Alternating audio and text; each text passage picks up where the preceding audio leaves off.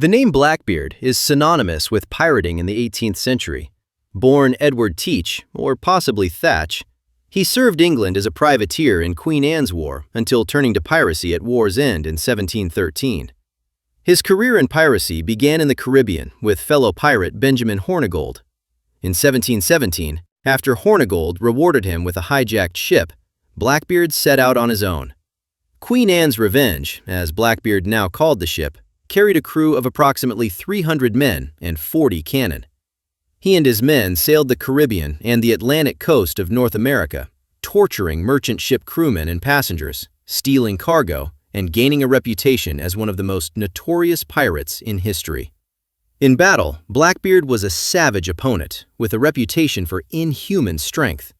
In addition, he cultivated his image to strike fear into the hearts of other sailors, wrapping slow-burning lighted coils in his long black hair and beard. The image pirates such as Blackbeard cultivated was often just as important as their actions. Flags became an important aspect of that image. In Blackbeard's case, the flag flying over the Queen Anne's Revenge depicted a heart dripping blood and a skeleton holding an hourglass and spear. The flag, much like Blackbeard's personal image, was designed solely to intimidate. Despite his outlandish persona and reputation as one of the most feared men of the seas, Blackbeard's time as a pirate was short-lived. Piracy became rampant in North Carolina after Blackbeard bribed colonial governor Charles Eden to ignore criminal activities.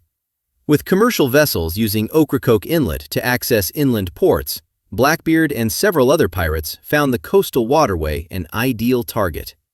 After tolerating Blackbeard's terrorism for 18 months, North Carolina residents and merchant sailors begged Virginia's colonial governor, Alexander Spotswood, for help. Acting in secrecy, Spotswood arranged an ambush of Blackbeard, offering a bonus for Blackbeard's death. Royal Navy Lieutenant Robert Maynard, the commanding officer of the arranged assault, found Blackbeard in Ocracoke Inlet on November 22, 1718. Maynard's two ships, Jane and Ranger, were immediately fired upon by Blackbeard and his crew, severely damaging the Ranger. When Jane began to take damage, Maynard ordered the crew to go below deck, creating the illusion of an abandoned vessel. Blackbeard took the bait. Leading a charge aboard the vessel, he and his men were surprised by Maynard's crew. Blackbeard suffered 25 stab wounds and 5 gunshots before succumbing to his injuries.